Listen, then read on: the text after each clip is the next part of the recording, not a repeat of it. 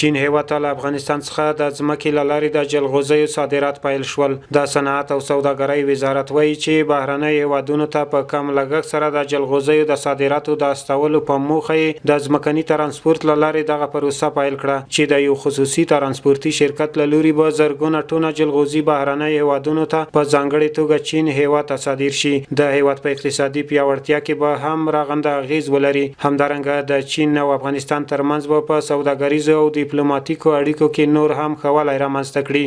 نن ورځ دغه یو محموله نه ده بلکې یو پروسیجر ده. د یوه نړیواله کمپنۍ د موام وزارت صنعت تجارت ورسره قرارداد وکړ.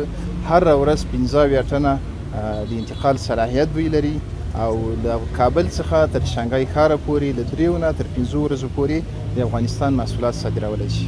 د سوداګرۍ او صنعت وزارت مسؤلین وایي چې په روان کال کې به د هیواد په کچه د جلغوزیو 10,000 ټنه تولیدات ولرو چې ډیری برخه به یې نړیوالو بازارونو ته صادر کړل شي چې د خلکو په اقتصاد به نیغ په نیغه مثبت اغیز وکړي.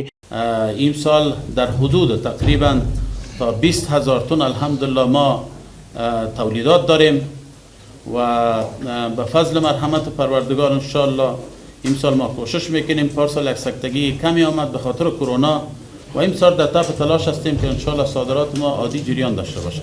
به صورت بسیار مکانیزه شده با یکی از شرکت‌های خوبی افغانی و لوجستیکی و بارچلانی این اقدام صورت میگیره. به فال نک میگیریم. اتاق وزارت سرمایه‌گذاری افغانستان که مسئولیت تسهیل و مدیریت تفاهم نامه را داره انشالله ما وعده میسپاریم تا تعهد میسپاریم و تمامی همکارای داخل در پروسه که با قاطعیت و جدیت به صورت بسیار شفاف و قانونمند کمک بکنیم در پروسه تسهیل صادرات و مدیریت بکنیم از چگونگی پیشبرد و تحقق و تطبیق پروګرام. د صنعت او سوداګرۍ وزارت له دغه ګام څخه سوداګر خوښي څرګندوي. وایي چې په نړیوالو بازارونو کې به د افغانستان زراعتي محصولات او تولیداتو ته بازار موندنه وشي.